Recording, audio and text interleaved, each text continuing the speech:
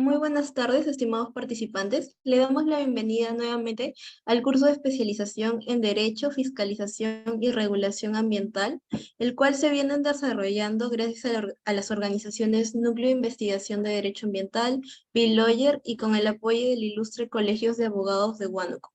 Mi nombre es Claudia, actualmente soy integrante de la agrupación académica Núcleo de Investigación de Derecho Ambiental NIDA y el día de hoy tengo el placer de ser su moderadora. De parte de todo el equipo NIDA y de BeLawyer, agradecemos la participación de todos los presentes y nos permitimos brindar un agradecimiento especial a los ponentes que nos acompañarán el día de hoy, así como a los que nos han estado acompañando en el transcurso de estos 4 módulos. Dando inicio al evento, se tiene la ponencia del tema titulado Nociones básicas del derecho administrativo, perteneciente al 4.º módulo de este curso titulado Procedimiento administrativo sancionador y penal ambiental, el cual será abordado por el abogado Cristian Beliz, quien es abogado con 15 años de experiencia en minería en los sectores privado y público, asumiendo cargos de dirección en distintas empresas del rubro.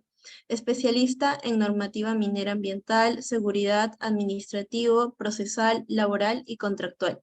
Actualmente es profesor universitario en la Universidad San Martín de Porres. Con esta presentación le cedo el uso de la palabra, estimado doctor Cristian.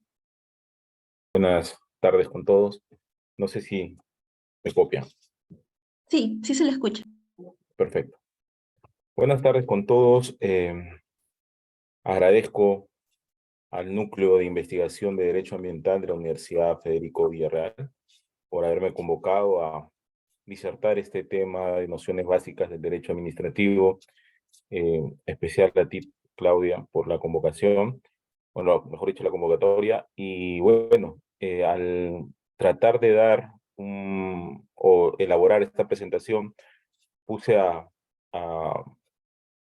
tratar de esbozar qué les podría brindar, qué les podía compartir, ¿no? Y básicamente voy a hacer un desarrollo de 6 puntos que a mí, cuando inicié esta actividad en el rubro ambiental, minero, en el Ministerio de Energía y Minas como practicante y después abogado, me hubiera gustado conocer para comprender lo que se viene más adelante en lo que están desarrollando en este curso relacionado al tema de la supervisión, fiscalización ambiental y el derecho, el derecho penal en temas ambientales, ¿no? Lo que les voy a proporcionar es lo que a mí me hubiera gustado tener como base para poder comprender el resto. Vamos a ir muy ligado a la norma específica, pero con nociones del derecho administrativo que es importante conocer. Entonces, me permito proporcionarles una presentación. Me indican si lo pueden ver. Sí, sí se visualiza. Entonces, la temática de esta exposición se va a basar en 6 puntos, ¿no? Vamos a partir de lo que es el derecho administrativo, sobre qué son las fuentes, importantísimo en el quehacer del derecho administrativo y cómo es el sustento de las demás especialidades, ¿no? En la actualidad, muy dejado de lado porque consideramos, o muchas personas ligadas a su aplicación ven que la autoridad administrativa está muy pegada a la literalidad y abandona las técnicas de interpretación. Con el derecho no todo está regulado. Eso es algo que nos enseñan en nuestras casas de estudio, aquellos que están muy ligados al derecho o los que se forman para ser abogados. Después, otro punto importante que es el derecho de petición y cómo de él nacen 6 o se esgrimen 6 puntos importantes que lo vemos en el día a día. Vamos a ver lo que es el acto administrativo, ¿no? Y su validez y la eficacia, ¿no? Creo que partiendo y que tengan claro estos conceptos van a poder, de cierta forma, comprender cómo se desarrolla esto en específico, ¿no? El que sabe o conoce esto lo tiene claro, pues va a poder comprender la casuística y cuando enfrente un procedimiento ya como titular o como abogado va a poder también tener un mejor panorama para enfrentar cualquier tipo de situación, ¿no? Ya sea desde el lado del administrado como el lado de la autoridad, ¿no? Entonces, quise compartir este primer punto, que es un concepto, ¿no?, del derecho administrativo. Eh, Hay muchos conceptos en el derecho, ¿no? O sea, no es un, no hay un concepto único, pero de todos los conceptos que he podido leer, me gusta este por su simpleza y porque describe dos temas importantes, ¿no? Señala que es la rama del derecho público que estudia el ejercicio de la función administrativa basada en un principio que es el principio de legalidad. La autoridad solamente está facultada para hacer en ese ejercicio de la función administrativa lo que la Constitución, la ley y el derecho le permiten. Más allá, ¿no? Es distinto este derecho público a lo que viene a ser el derecho privado, ¿no? Donde al revés, lo que no está normado, lo que no está prohibido puede hacerse. En cambio, en el derecho administrativo esto no es así. Y esto es uno de las piedras angulares del derecho administrativo.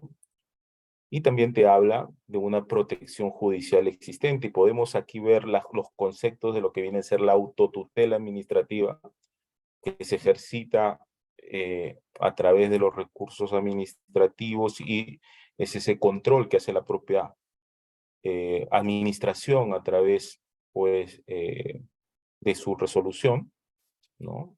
A través del principio de legalidad, la correcta aplicación del ordenamiento jurídico y de los fines para el cual inspiran este ordenamiento jurídico.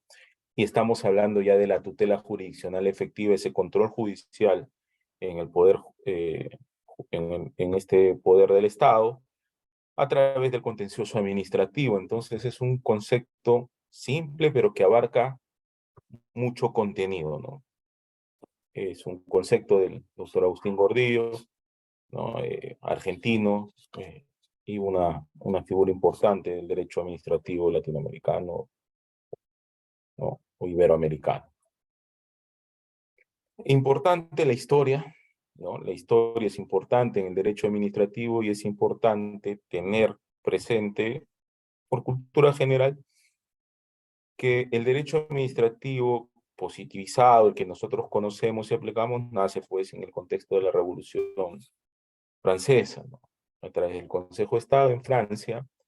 Esto es adoptado, ¿no?, porque hubo una corriente francesa en Latinoamérica con el Código Napoleónico después. En el derecho administrativo no fue ajeno, y Colombia es el primer hito en Latinoamérica donde se puede hablar de una réplica ya o de que el derecho administrativo estuvo presente como un primer hito, y lo tenemos a través del Consejo de Estado, que existe todavía, es una institución en Colombia. Ya en el Perú tenemos un reglamento de normas generales de procedimiento administrativo en el 67, que actualmente está derogado.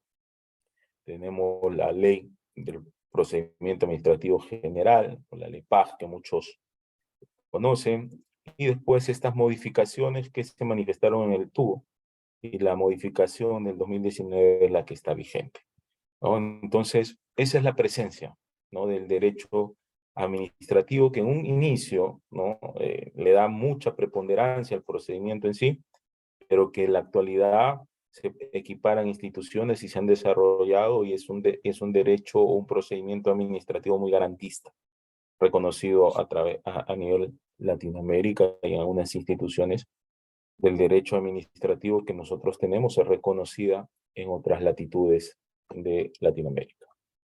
Entonces, les hablaba del punto de las fuentes. Estas son las fuentes importantes para aquellos que quieran conocer el derecho administrativo, y creo que todas las ramas del derecho, cuando uno quiere tener una proximidad con cualquier tipo de estas materias, es importante, creo yo, conocer el título preliminar, los principios, ¿no?, que allí, de allí emanan, porque te marcan ciertos criterios de cómo se va a desarrollar el cuerpo normativo en adelante. Entonces, es importante conocer. Y en nuestro título preliminar de la ley o del TUO, pues se ha desarrollado un punto importante que son las fuentes, ¿no? ¿Y por qué lo traigo a colación y les quiero compartir esto? Porque en el Perú y en muchas latitudes del país malinterpretamos que el principio de legalidad les he enseñado o les he mencionado, porque cuando acudimos a entidades públicas y muchas personas que no son formadas en derecho, eh, que allí trabajan, pues consideran que la aplicación del derecho administrativo y en especial ya cuando tiene una connotación de especialidad, llámese minero, llámese ambiental, llámese de seguridad, ¿no? En temas laborales, administrativos, la autoridad considera que si no está redactado en el reglamento, en la ley, ¿no? En un dispositivo, pues consideran que tu rogatoria, tu solicitud, tu pretensión es improcedente de plano, es infundado. Entonces, esta ley y su reforma lo que está buscando es que nosotros comencemos, ¿no? Y esta es una tarea de los docentes, es tratar de erradicar ese precepto, ¿no? Ese tipo de creencia a todo nivel del Estado, porque nosotros tenemos en el derecho técnicas de interpretación que no se sustentan en la literalidad, ¿no? Hay un criterio de sistematicidad, criterio teleológico, ¿no? Importante conocer el espíritu de la norma, que lo encontramos en los antecedentes, en la parte considerativa, encontramos en la exposición de motivos, en el cuaderno de debates, conocer para cuál es el espíritu de esa norma, ¿no? Y la finalidad pública, los intereses generales y otros tipos de interpretación que cuando no lo tenemos textualmente escrito, pues ayuda a la autoridad a que con ese sentido, con ese espíritu, pueda expedir un pronunciamiento fundado en derecho porque se lo va a permitir este triángulo que eh, de forma figurativa lo tienen ahí, pero es un listado, un catálogo de fuentes del derecho administrativo que te va a permitir, fundado en derecho como autoridad, expedir un acto administrativo, un pronunciamiento correcto, ¿no? Quizás en algún momento discrecional, pero no arbitrario, ¿no? Porque la discrecionalidad es un pronunciamiento facultado por el ordenamiento jurídico y la arbitrariedad no. La arbitrariedad no es un pronunciamiento fundado en derecho, adolece del derecho y quizás utiliza el derecho, abusa del derecho para a través de un marco jurídico genérico tratar de encubrir pues un fin ajeno al derecho en el pronunciamiento, ¿no? Entonces, importante esto porque de aquí podemos comenzar a hablar de cuando un acto administrativo, ¿no? O un pronunciamiento es discrecional, cuando es arbitrario. Y lo mismo cuando uno hace rogatorias, cuando uno hace peticiones, cuando uno hace solicitudes, nosotros los administrados, ¿no? Pues también motivamos nuestras rogatorias y también utilizamos estas fuentes del derecho, ¿no? Entonces, lo que básicamente te dice, ¿no? Estas fuentes es que en un primer plano tienes al principio de legalidad, ¿no? ¿Y por qué? Porque el principio de legalidad es todo el marco jurídico. La Constitución, ¿no? Los tratados tienen igual estándar que los tratados y convenciones, tienes las leyes y tienes todo el derecho, que es todo el marco jurídico siguiente, ¿no? Entonces, Cuando uno ve este catálogo, de primero principio de legalidad, cuando no es suficiente, puedes utilizar la jurisprudencia, porque las técnicas de interpretación en el mundo judicial, por ejemplo, que es mucho más un ámbito de letrados, pues allí lo que buscan estas jurisprudencias es que exista una sistematicidad en los pronunciamientos para que exista una línea que guíe los pronunciamientos, ¿no? Pero esto no es muy comprendido en el ámbito administrativo porque en la administración pública no todos somos abogados. Una tarea que tenemos que comenzar pues a tener cierta estrategia para poder tener este tipo de sistematicidad en los pronunciamientos judiciales, porque además, si bien no tienen esa regla de los letrados, pero es muy rica cuando se nutre de otras disciplinas multidisciplinarias. Entonces, tiene su pro, tiene su contra, ¿no? Pero lo cierto es que en la actualidad existe pues una dicotomía, no existe una sinergia entre los pronunciamientos judiciales y cómo estos son absorbidos por la administración. Creo que en este momento estamos trabajando para que no sean mundos aislados, teniendo en cuenta que si bien la administración a través de sus tribunales administrativos pueden generar precedentes administrativos, un rol de la autotutela administrativa que le señalaba, pues tenemos presente que existe la tutela jurisdiccional efectiva que viene a hacer los pronunciamientos a nivel judicial, ¿no? Entonces ellos tienen que estar, no pueden estar alejados, ¿no? No pueden estar alejados en criterio. Entonces, después de ello tenemos los precedentes administrativos, que algunas autoridades, ¿no?, por ley deben estar autorizadas, sus segundas instancias, se podrían decir, ¿no? Llámese en el Ministerio de Energía y Minas tenemos al Consejo de Minería, tenemos al Tribunal Fiscal, en otras instancias, al Tribunal Registral. Ellos se piden sus presentes administrativos porque están autorizados. Los pronunciamientos vinculantes de entidades facultadas para absolver consultas de índole administrativo, estos son los órganos de primera línea, que por su ciencia que aplican en el día a día, pues van generando criterios para poder o sistematizar pronunciamientos que puedan tener cierta relación, ¿no? Y ellos tienen también son fuente del derecho administrativo, y cuando todo este esfuerzo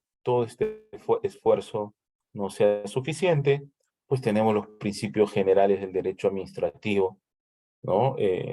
Listados en el título preliminar, listados en la ley, en el procedimiento administrativo sancionador, principios generales del derecho que son exclusivamente de índole público, que van a permitir tanto al administrado cuando motiva su rogatoria, como de la autoridad cuando va a expedir un acto administrativo.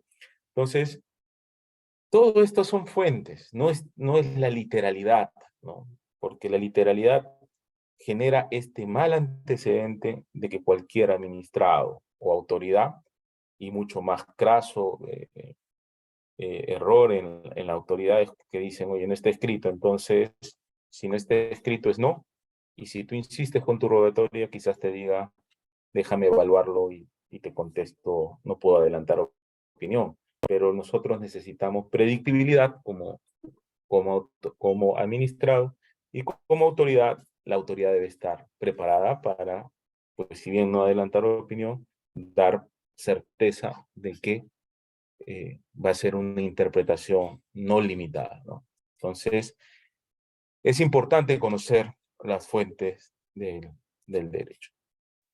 Cualquier consulta, interrogante, no sé si el espacio, el foro lo permite, estoy atento a cualquier tipo de consulta para que esto no sea un monólogo. Algunos principios que en su día a día pueden ver es el de legalidad, por ejemplo, ¿no? Tenemos el principio de legalidad, ya les hablé de él, el debido procedimiento, que es tributario del principio del debido proceso, y prácticamente te establece la mayoría de garantías, ¿no? La mayoría de las garantías que un procedimiento administrativo se deben respetar, ¿no? Hacer comunicado, acceder al expediente, a ofrecer y producir las pruebas, a solicitar el uso de la palabra, ¿no? A que los pronunciamientos de la autoridad sean debidamente motivados en un plazo razonable, y impugnar las decisiones que los afecten. Razonabilidad es un principio importantísimo porque te dicen que si te van a generar una obligación, te van a imputar una infracción o te van a imponer sanciones o cualquier tipo de restricción, tienen que ser razonable entre el medio y los fines públicos que se tutelan. Algunas entidades públicas, ¿no? Por lo general, ¿no? Están generando ciertos tipos de algoritmos, se podría decir, para tratar, a través de esa supuesta inteligencia artificial, poder generar un tipo de proporcionalidad cuando quieran limitarte algo, o en otros casos mucho más extremos, pues quizás ni siquiera acuden a la razonabilidad para ponderar algún tipo de sanción o multa, ¿no? Una evaluación. Eso es una nulidad manifiesta en un acto administrativo, ¿no? Entonces, esto es mucho de ponderar de la razonabilidad en un extremo mucho más especializado. En el derecho administrativo, especialmente en Europa, ya comienzan a haber los test de proporcionalidad que en el derecho constitucional, pues en algunos momentos ya hemos usado, lo desarrolla el Tribunal Constitucional, ¿no? Cuando se habla de razonabilidad. Informalismo, ¿no? El informalismo es, pues, interpretar de forma más favorable al administrado, ¿no? Sus solicitudes para admitirlas y decidir en pro, ¿no? Siempre y cuando no afecte a terceros esa decisión o al interés público, ¿no? Entonces, si está dentro de esa esfera del administrado, no había problema. La presunción de la veracidad es creerle al administrado, salvo exista, esto no admite prueba en contrario, ¿no? Todo lo que declaran la autoridad presume que es verdad, el principio de eficacia, ¿no? Tenemos que hacer prevalecer el fin, el espíritu de la norma en el acto procedimental, ¿no? Pero también esta decisión final no puede generar, como se llama, algún tipo de lesividad a terceros ni al interés público, ¿no? Y vemos que el derecho administrativo es un poco más flexible, no es rígido. La verdad material, como le digo a mis alumnos, si bien yo le creo al administrado como autoridad, puedo hacer algo más, ¿no? Esto está muy relacionado también al principio de impulso de oficio y la verdad material, y cuando vean conozcan la especialidad en el curso de procedimiento administrativo sancionador y en el mismo derecho penal, en temas ambientales, la carga de la prueba radica en la autoridad. Muchas veces, eh, por la necesidad de ejercer nuestro derecho de defensa, los administrados fungimos que tenemos la carga de la prueba, y eso no es así. He visto casos recientes donde la autoridad que tiene que materializar la carga de la prueba y garantizar un debido procedimiento sancionador, pues se aleja de ello, ¿no? Se aleja de ello y te inicia procesos administrativos sancionadores sin haber realizado ningún tipo de actuación y toma como cierto los actos de supervisión de otros colegas de la misma institución, ¿no? Y con ello, como si fuese una mesa de parte, pues sin ninguna ponderación, te inicia un procedimiento administrativo sancionador, y creo que la autoridad que tiene esa primera etapa en el procedimiento administrativo sancionador, y como lo señala el principio de debido procedimiento en esta instancia del procedimiento administrativo sancionador, te dice que pues tiene esa facultad de la carga de la prueba, ¿no? Y la predictibilidad es darle toda seguridad, información confiable y veraz al administrado para que tenga éxito en su rogatoria, o sepa que su rogatoria pues no está amparada en derecho, ¿no? Entonces, es importante, ¿no? Y este es el principio de predictibilidad y confianza, ¿no? Entonces, este es un marco, este es el tema de las fuentes, es importante conocer, si conoces las fuentes, si conoces los principios, ya de cierta forma sabes cómo el legislador, ¿no? O la administración con la potestad reglamentaria que tiene, porque lo autoriza la ley en ese desarrollo, en su desarrollo, ya va cómo orienta todo el cuerpo, ¿no? El cuerpo normativo. Entonces, es importante este primer acercamiento y también en las normas específicas lo mismo, ¿no? Si conoces su título preliminar de la Ley General del Ambiente, sabrás cuál es el espíritu de todo el cuerpo, ¿no?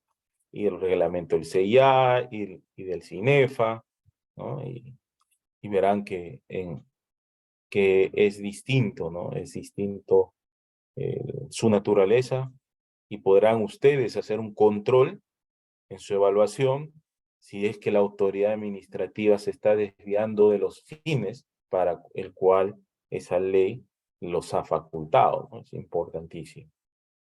El derecho de petición es algo que es un derecho fundamental, ¿no? Un derecho fundamental.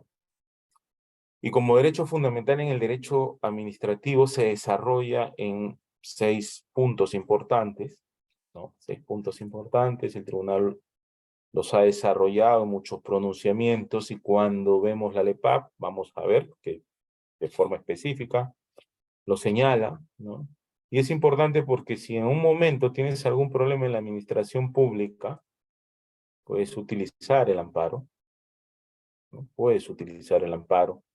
En algunos casos, ¿no? He visto demandas de tutela de derechos en el proceso contencioso administrativo, pocas, pero que ya están siendo acogidas, así como cuando existe este boom del derecho penal, donde dicen tutela de derechos porque se ha vulnerado un derecho del imputado, pues también en el mundo administrativo también existe la tutela de derecho, un proceso muy sumario, donde se vulneran pues estos derechos fundamentales, entonces también son acogidos, ¿no? Y siempre y cuando pues fundamentemos la gran necesidad, porque si no, también se complica, ¿no? Si uno va al amparo o va al contencioso administrativo a través de la tutela de derechos. Entonces, el derecho de petición es sumamente importante, es el germen de muchos actos administrativos, ¿no? Los actos administrativos resuelven rogatorias de parte, pero no solamente ellas. También hay actos administrativos de oficio, muy ligados al procedimiento administrativo sancionador, pero el derecho de petición que se sustenta en nuestras rogatorias, pues en este caso tenemos 6. El derecho de la solicitud de interés particular, el esfera, se suscribe a la esfera del administrado, cuando la rogatoria puede afectar al interés de la colectividad, estamos hablando de intereses difusos, el medio ambiente es uno de ellos, por eso es que por temas ambientales no hay una titularidad exclusiva del interés, ¿no? Entonces pueden haber rogatorias amparados en los intereses difusos, la facultad de contradicción, ¿no? Que es el sustento o el sustrato de los recursos administrativos en sede administrativa, lo que son las reconsideraciones, las apelaciones y las revisiones. Entonces, esa facultad de contradicción, cuando veamos actos administrativos, en breve vamos a desarrollar un poco esa facultad de contradicción frente a actos administrativos de trámite, contra actos administrativos definitivos, actos administrativos tácitos, ¿no? Actos administrativos, hay los tácitos, los supuestos y demás que son producto del silencio administrativo, ¿no? El acto administrativo también es una consecuencia de la figura jurídica del silencio administrativo. La facultad de solicitar información, ¿no? Que si bien tiene una ley propia, ¿no? La facultad de solicitar información está muy ligada al derecho de petición, forma parte del derecho de petición, tiene una ley específica, la administración tiene que proporcionarte información de índole público, existen ciertas reservas, que lo señala la misma norma, pero si la autoridad no te contesta, pese a que se lo cursas a la misma autoridad o al responsable del acceso a la información pública, pues el Ministerio de Justicia tiene un tribunal. Y si en 10 días no te contesta la administración, tú creo puedes presentar tu apelación y es el Ministerio de Justicia quien se va a encargar bajo responsabilidad de que te proporcionen la información. Tiene la facultad de formular consultas, importantísimo. Recuerden que una fuente del derecho es que la autoridad pueda eh, emitir algún pronunciamiento, ¿no? Relacionado quizás a tu consulta. La autoridad tiene la obligación de proporcionarte la información que tú consultas porque está basado en el principio de predictibilidad y también tiene la facultad, ¿no? En el caso de las peticiones de gracia, que son peticiones no amparadas en una norma específica, pero que sí está orientado dentro del marco de las fuentes del derecho y no afectan a terceros en el interés público, puede ser procedente esta petición graciable, ¿no? Entonces, esto es el derecho de petición. La mayoría de ellos, pues, tienen una resonancia en un pronunciamiento de la autoridad, ¿no? Expreso o tácito. Otro tema es el acto administrativo, ¿no? El acto administrativo, pues, sus orígenes en Francia, como hablamos, es una expresión de la separación de poderes. Importante, en el Perú, como les explicaba, tuvimos una primera ley del procedimiento administrativo, ¿no? Y en el año 67, por dicho, un decreto supremo, y este decreto supremo señalaba que el acto administrativo era la consecuencia del procedimiento administrativo.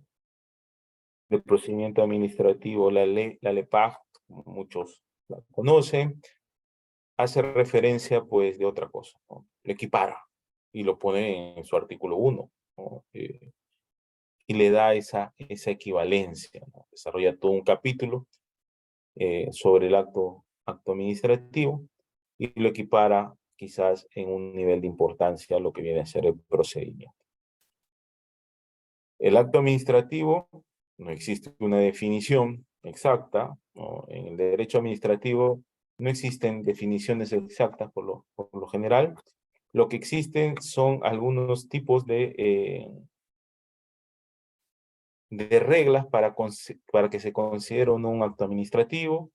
Se considera que es un acto unilateral porque está dentro de la esfera eh, de control de la administración. Es la administración la que emite los actos administrativos, es exclusivo de ellos, ¿no?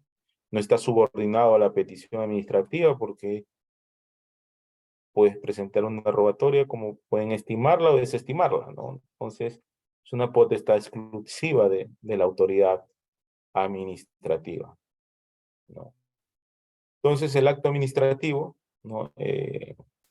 Aquí les traigo un tema adicional, ¿no? Y el tema adicional es que en el mundo jurídico de los administrativistas, muchos hablan de que el acto administrativo es una declaración y que en otros es una manifestación de voluntad.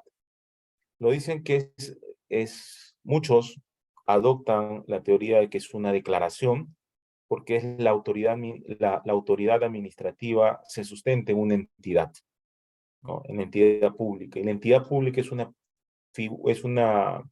ficción jurídica, es una persona jurídica, y al ser persona jurídica, pues no tiene voluntad, ¿no? Como lo tiene una persona natural.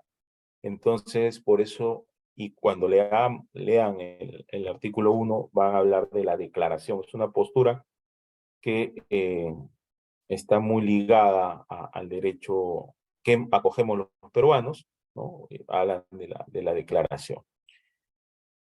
Hay otras posturas que dicen que sí es una manifestación de voluntad, porque si efectivamente la autoridad administrativa es una ficción jurídica, quien decide por él es una persona, es la autoridad administrativa, y esa persona administrativa tiene manifestación de voluntad. Entonces, muchos dicen que no, los otros dicen la diferencia del acto administrativo con el acto jurídico es que mientras que en la administración, en el acto jurídico existe manifestación de voluntad, en el acto administrativo no. Entonces, eso es el sustrato que los diferencia, ¿no? Que los separa para algunos, ¿no? En Uruguay, el acto administrativo es manifestación de voluntad, por ejemplo. En España, para muchos no. Jaime Rodríguez Arana Muñoz, un maestro de Derecho Administrativo, y Cristian Guzmán Napuri, en sus primeros libros, hacían esta referencia, ¿no? García Enterría y Morón Urbina como que en su desarrollo están más orientados a la manifestación de voluntad. Lo cierto es que el acto administrativo, señores, es una decisión. Sea manifestación de voluntad o sea declaración, cuando ustedes tengan un documento, independientemente tengan el nombre resolución, resolución subdirectoral, auto, decreto, lo que fuese, hasta oficio, si te han notificado y ven una decisión que puede limitar un derecho, te afecte, pues impugnarlo. Entonces, un acto administrativo manifiesta una decisión. Y si te genera a ti un tipo de perjuicio, o consideras que te genera un tipo de perjuicio, pues se te faculta tu potestad de recurrir. Y si te beneficia, excelente, ¿no? Porque está surgiendo los efectos que tú has querido. Entonces, es una decisión y el acto administrativo es una decisión y existen varias formas de acto administrativo que veremos y que tienen que tener presente que si un acto administrativo, independientemente el estadio del procedimiento administrativo, te genera a ti algún tipo de perjuicio, ¿no? Te puede estar generando a la vez indefensión, porque se te está vulnerando tu debido procedimiento, algún principio del derecho administrativo o cualquier aplicación de alguna norma, tú puedes recurrirlo. O puedes recurrirlo y esos son los actos administrativos, por ejemplo, de trámite, los actos administrativos definitivos cuando concluye el procedimiento, ¿no? Pero son decisiones, ¿no? Y en el marco de esa decisión tiene que estar garantizado tu derecho al debido procedimiento administrativo, que incluso es un elemento del acto administrativo, como veremos más adelante. Tipos de acto administrativo, son actos administrativos los definitivos, efectivamente comienza con tu rogatoria y existe todo un procedimiento que está constituido de actos procedimentales, tanto del administrado como de la administración, ¿no? Comienzas tu solicitud, hay un acto administrativo de trámite que te observan, por ejemplo, y tú tienes que subsanar las observaciones, acto procedimental del administrado, y ahí con ello tú presentas y la autoridad decide. Ese documento que decide contiene un acto administrativo y ese es el acto administrativo definitivo. Todos los actos de la administración que instruyen ese procedimiento a lo largo de esas etapas son los actos administrativos de trámite. Y los actos tácitos son esos actos administrativos producto de la inactividad de la autoridad que se traduce en lo que es el silencio administrativo, ya sea positivo o sea negativo. Lo positivo es, ante esa inactividad, la consecuencia es que concluido el plazo otorgado por la LEPAJ o por la norma especial y no te contestan, si es positivo se estima procedente tu solicitud y si no, es negativo. Entonces son estos los actos trámite, son actos tácitos y si es negativo se te faculta la posibilidad de impugnar, ¿no? No son actos administrativos, los actos de administración, que yo los denomino los actos administrativos, o mejor dicho, las actuaciones de la propia autoridad para arreglar su casa, para tener en orden su casa, ¿no? Son actos esos memorandos internos que se cursan la administración a sus distintos órganos administrativos para ordenar y tener una actividad interna eficiente. Los actos materiales son actos eh, mediante el cual se puede dejar constancia, participa la administración en ellos, como las inspecciones, donde se van a dejar constancia de algo, las inspecciones oculares, ¿no? Las audiencias públicas, son actos de administración donde se materializa una actuación, donde no se decide nada, donde se deja constancia de algo, ¿no? Es un acto procedimental. Los reglamentos, bueno, vienen a ser la potestad de la autoridad para desarrollar la norma. En algunos ordenamientos jurídicos, los reglamentos son actos administrativos de una mayor envergadura, para nosotros no. Y los contratos públicos, pues, tampoco son actos administrativos, ¿no? Entonces, para nuestro ordenamiento jurídico. Los requisitos del acto administrativo, ¿no? Son la competencia, ¿no? La autoridad debe tener la facultad para poder, ¿cómo se llama?, emitir un acto administrativo que estime o desestime, ¿no? Por ejemplo, en el mundo minero hay pequeña minería, hay gran minería, distintas autoridades conocen estas materias, y bueno, ahí existe un tema de quién expide el acto administrativo, tiene que tener la competencia, llámese por la especialidad, llámese por la jurisdicción, ¿no? Por ejemplo, por cuantía, he visto un caso reciente, ¿no? Donde una autoridad pues podía conocer un tema con una determinada cuantía, expidió un acto administrativo, una decisión que iniciaba un procedimiento en contra de un administrado, pero no había tenido en cuenta bien el cómputo, entonces no tenía la competencia para iniciarlo. El objeto es qué se resuelve, ¿no? ¿Qué se resuelve? Tiene que tenerse claro, ¿no?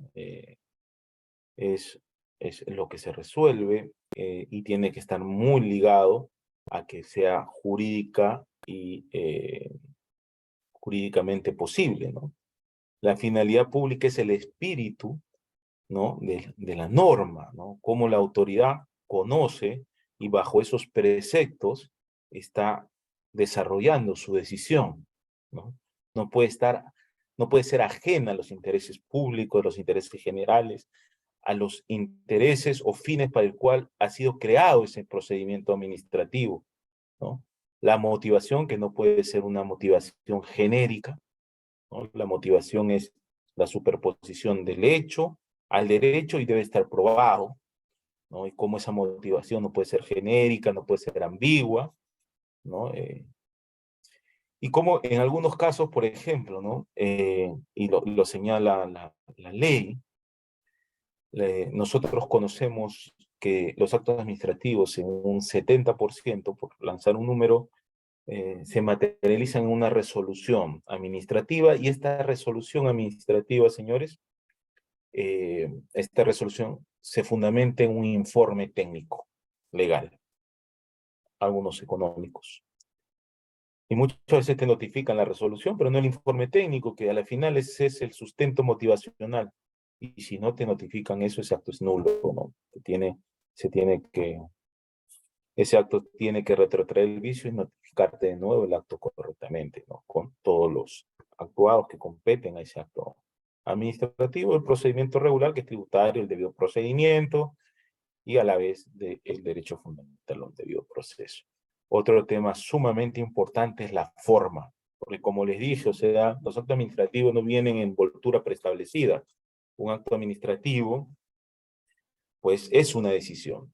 Y si el documento, ¿no?, que uno recibe tiene fecha, ¿no? Tiene una fecha, sabes qué autoridad lo está rubricando, ¿no? Quién está decidiendo, su nombre, su cargo, su rúbrica, la fecha, ¿no?, la entidad, pues se cumple con la forma mínima del acto administrativo y puedes recurrirlo o puedes aceptarlo, y ese acto es firme, ¿no? Si es que tú no lo recurres.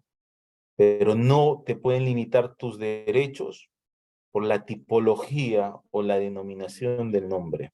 Es algo que en minería esto ha ido cambiando. Por ejemplo, el tubo de la Ley General de Minería te habla que se ejercitan los recursos administrativos, llámese apelación, revisión, ¿no? Y en la ley no se habla de la reconsideración. La reconsideración no fue adoptada hasta hace poco, les hablo 5 a 7 años, ¿no? La reconsideración en materia administrativa en minería, especialmente en el Ministerio de Energía y Minas, era poco usual, no era usual, ahora sí. Pero en ese entonces te decía, no, el tubo te dice que para la apelación son para las resoluciones jefaturales solamente, y la revisión es para las resoluciones directorales. Entonces había esa limitación. La ley general, cuando salió, dijo, oye, adecúate norma especial, como lo hace ahora siempre, y es una costumbre cuando vemos las disposiciones finales, y si no lo haces queda derogada tácitamente, pero la LEPAG, que también en su título preliminar dice que ninguna norma puede ser menos garantista que esta, que la LEPAG, ni una norma especial. Entonces, en este caso, como les digo, si cumple la forma mínima, puedes ejercer tu derecho de contradicción a reconsiderarlo, a apelarlo porque cumple la forma. La envoltura no es la razón por la cual tú accedes, sino al recurso, sino es la que cumple la forma mínima y esa forma mínima del documento, pues va a habilitar a que esa decisión puedas tú recurrirla, ¿no? La validez, ¿no? La validez básicamente es que el acto administrativo no tenga ningún tipo de vicio en estos 4 puntos, ¿no? La validez es propia del acto administrativo y si se atenta contra ella, puede ser una causal de nulidad. El principio de legalidad, por cuando lo revisen el artículo 10 de la EPAG, van a ver que el primer acápite es principio de legalidad. El segundo son los requisitos de validez, los 5 elementos del acto administrativo, los actos administrativos tácitos, si es que estos actos administrativos tácitos, incluido acá incluso el acto administrativo que deviene de un procedimiento de aprobación automática. Cuando uno inicia un procedimiento de aprobación automática, tú cumples los requisitos que te establece el TUDO, y si los cumples, automáticamente está aprobado tu rogatoria, ¿no? Y ese cargo de recepción es el acto administrativo, ¿no? De la autoridad. Entonces, este acto de trámite, si también tiene un vicio de nulidad, en validez o en el principio de legalidad, puede ser nulo a través de una nulidad de oficio o a través de los recursos administrativos, si alguien se siente afectado. Actos administrativos que constituyen delito también pueden tener causales de nulidad, ¿no? La nulidad de parte se ejerce por el administrado a través de los recursos administrativos. O sea, cuando a ti te notifican un acto administrativo que tú has solicitado y ves que contiene algún tipo de vicio de nulidad antes señalado, pues tú a través de los recursos administrativos puedes pedir su nulidad, ¿no? La reconsideración, que es presentarlo ante la misma autoridad y hacerle ver a través de una nueva prueba que ya no es material, ¿no? Morón Urbina en sus libros, cuando yo era estudiante de Derecho, ya hablaba que esto había sido erradicado, que era una tradición de la norma del 67, que lo que importaba era que la autoridad pueda conocer que ha habido un error y que se corrija el acto administrativo en favor del derecho. Gordillo hace referencia a que es importante la tutela jurisdiccional efectiva cuando hay vicio de nulidad, pero mucho más eficiente es la autotutela, que la autoridad pueda corregir sus actos administrativos a tiempo, porque eso es mucho más importante para el éxito de una administración pública, ¿no? Entonces, acá no existe un demérito, porque la autoridad lo que tiene que hacer es ejercer correctamente su facultad de aplicar correctamente el principio de legalidad. La apelación se plantea ante la autoridad autoridad que pidió el acto administrativo para que lo eleve a una segunda instancia, y se conocen cuestiones de derecho e interpretaciones o cuestiones de interpretación de pruebas, ¿no? Y la revisión es un estatus que solamente se da a algunos órganos, algunas autoridades por ley, para que puedan ver temas descentralizados, pronunciamientos descentralizados. En minería, por ejemplo, tenemos las direcciones regionales de energía y minas, que son las primeras instancias. Su segunda instancia son la gerencia de recursos naturales o de promoción económica, y ahí acaba su segunda instancia. Si el administrado en ese ámbito jurisdiccional puede ir al contencioso administrativo, puede ir al Ministerio de Energía y Minas pidiendo una revisión a su tribunal por un tema de especialidad. Una vez que agote allí, puede ir al contencioso administrativo. Los 15 días para interponerlo, 30 días para la apelación, 30 días para la revisión, 15 días, o mejor dicho, ordenémonos. 15 días es para interponer cualquiera de estos tipos de recursos. Los recursos de reconsideraciones con una modificación se deben resolver en 15 días nada más. Los otros recursos en 30 días. En la nulidad de oficio, pues no basta solamente que la autoridad advierta que hay un vicio de nulidad amparado en el artículo 10, sino que tiene que hacer una evaluación adicional de que ese pronunciamiento en este momento esté generando un agravio al interés público o esté lesionando derechos fundamentales. Si puede advertir esa sumatoria en ese análisis, pues procede habilita un procedimiento sumario para una nulidad de oficio, donde le otorga 5 días para que ejercite su derecho de defensa, ¿no? Al administrado puede defenderse, y de lo contrario, si considera que subsiste esta rogatoria, estos dos elementos, pues ejerce la nulidad de oficio, se retrotrae hasta el momento donde se generó este vicio, para que se corrija y se emita un nuevo pronunciamiento, o para que el administrado pues ejerza pues la obligación que tenía pendiente con ciertos límites. Y bueno, ese es el efecto, pero la nulidad de oficio en sede administrativa solamente la puede realizar la administración en 2 años, ¿no? 2 años, y esto queda declarado, ya tiene una cobertura legal y solamente se puede hacer a nivel judicial, ¿no? La conservación del acto administrativo, ¿no? Tenemos los vicios de nulidad. Estos vicios de nulidad pues son trascendentes, ¿no? O sea, los vicios de nulidad se atacan el fondo. Pero existen algunos que no son trascendentes y que, independientemente existe un vicio o no, señores, pues si se corrige, pues el acto administrativo seguirá surtiendo el mismo efecto. Consecuencias produce su enmienda, ¿no? Entonces, había un caso que siempre le digo a mis alumnos, ¿no? Un director general tenía sus funciones venció un viernes, ¿no? Dejó firmado todo, pero la secretaria no enumeró para notificación, lo hizo el día lunes ya no era el director, igual lo notificó, y se advierte que, oye, él ya no era director. Entonces, si tiene fecha del día que ya no era director, ¿qué hacemos? La autoridad revisa y dice, mire, si yo soy el nuevo director, tengo el mismo criterio, ¿no? Está bien dado este acto administrativo, entonces hagamos una enmienda, yo lo asumo y se conserva el acto administrativo. ¿Por qué los efectos iban a ser los mismos con esa autoridad o con la nueva?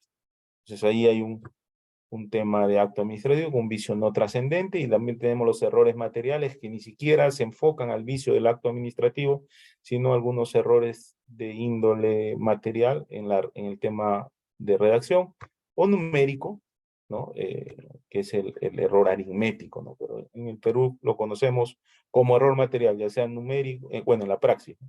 Porque la ley sí lo diferencia, ¿no? Para ir terminando, la eficacia, ¿no? Del acto administrativo es cuando la autoridad o el interesado toma conocimiento, ¿no?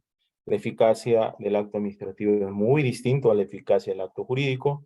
La eficacia del acto administrativo es conocer el contenido del acto administrativo para ejercer los derechos, ¿no? U obligaciones que la norma demanda. La eficacia lo que te señala es que la autoridad tiene la obligación de notificarte correctamente, porque de lo contrario hay un vicio de eficacia, más no en el acto administrativo, sino en ese procedimiento donde uno toma conocimiento. Si la eficacia, o mejor dicho, el acto administrativo, pues te beneficia, ¿no? Es eficaz desde su emisión, ¿no? Y la autoridad debe justificarlo, ¿no? Algunos casos, pues, esta eficacia se limita también a que no pueda generar perjuicios a terceros, intereses públicos y derechos fundamentales. Cuando les hablo de la eficaz es para el interés, cuando surte efectos de manera adelantada. Con leyes de notificación personal, algunas normas especiales conocen este término personal cuando uno acude por necesidad a la autoridad para que le notifiquen en el momento, pero personal, según la ley, es en el domicilio. Tenemos el siguiente escalón, que viene a ser los telegramas, correos certificados, las notificaciones que ahora nosotros tenemos que afiliarnos a estos famosos buzones, ¿no? De correo, o mejor, o estos para las mesas de partes virtuales. También tiene su limitante, ¿no? La autoridad tiene que ver que haya sido aperturado dentro de los días, porque si no te lo tiene que notificar de manera física. El diario oficial del peruano, cuando ya no se puede agotar o no se puede notificar de la primera o de la segunda forma, ya es un edicto por lo general para que pueda comenzar a surtir sus efectos ese acto administrativo, ¿no? Porque se supone que nosotros leemos, estamos al tanto de todas las publicaciones en el peruano, todas las publicaciones en los avisos judiciales regionales. Entonces se presume que al publicarse, pues ya se puede dar inicio al cómputo, y los portales institucionales que también son complementarios, ¿no? Existen muchas instituciones donde señalan todas las normas, o mejor dicho, los actos administrativos, sus resoluciones, oficios que van expidiendo, que son información también de índole público, ¿no? Aquí existe un orden de prelación. Y con esto, señores, y antes de terminar, me gustaría hablar algo más de los recursos administrativos, para decirle que si bien existen tres tipos, la autoridad tiene la facultad de encauzar de oficio cuando conozca algún tipo de recurso administrativo al leer, ¿no? Al tomar conocimiento, tiene que ver si efectivamente es un recurso de reconsideración o lo pueden causar una apelación, porque no hay nueva prueba, si no existe, pues, discusiones de interpretaciones de prueba, cuestiones de derecho. Existe, pues, una vez notificado el acto administrativo que te pueda generar un interés, tú presentas tu recurso administrativo y puedes pedir a la autoridad que inmediatamente se suspendan los efectos del acto administrativo cuando recurras, ¿no? Le puedes poner una pretensión ahí, tienes que señalarle que se suspendan los efectos jurídicos mientras que dure el procedimiento administrativo, porque recordemos que el acto administrativo se fundamenta en el principio de presunción de validez del acto administrativo. Entonces se supone que el acto administrativo, una vez expedido, comienza a surtir sus efectos. Así tú lo impugnes, igual el acto administrativo sigue surtiendo sus efectos, porque la presunción de validez del acto administrativo señala que este solamente se suspende con una resolución que corrija ese acto administrativo. Mientras tanto, no. Entonces puedes pedir la suspensión de los efectos, ¿no? En tus recursos, y la queja por defecto de tramitación cuando no quieran, pues, tramitar tus recursos administrativos.